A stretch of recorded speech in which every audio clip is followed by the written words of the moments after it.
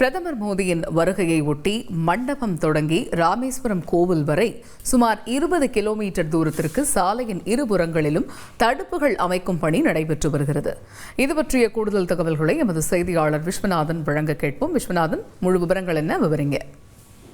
வணக்கம். மண்டப நிலப்பரப்பையும் ராமேஸ்வரம் தீவையும் இணைக்கும் வகையில் பாமனை புதிய ரயில் பாலம் சுமார் 550 கோடி மதிப்பீட்டில் கடந்த ஒரு 3 ஆண்டுகளுக்கு மேலாக நடைபெற்று வந்தது. இந்த நிலையில் பார்த்தீங்கன்னா அதன் பணி தற்போது நிறைவடைந்துள்ளது.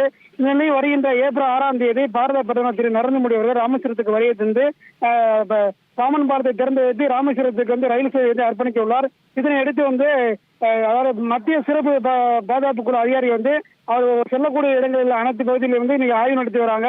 அது மட்டும் இல்லாது பாதுகாப்பு நலன் கருதி அதாவது மண்டபம் முகாமரை அமைக்கப்பட்டுள்ள எலிப்பேடு தளத்தில் இருந்து ராமேஸ்வரம் திருக்கோயில் வரை சுமார் ஒரு 20 கிலோமீட்டர் தூரத்தில் சாலையின் இருபுறங்களிலும் இரும்பு தடுப்புகள் அமைக்கப்பட்டு பணிகள் தீவிரம் நடைபெற்று வருகின்றது. தகவல்களுக்கு நன்றி விஸ்வநாதன். செய்திகளை உடனுக்குடன் தெரிந்து கொள்ள உடனே சப்ஸ்கிரைப் பண்ணுங்க.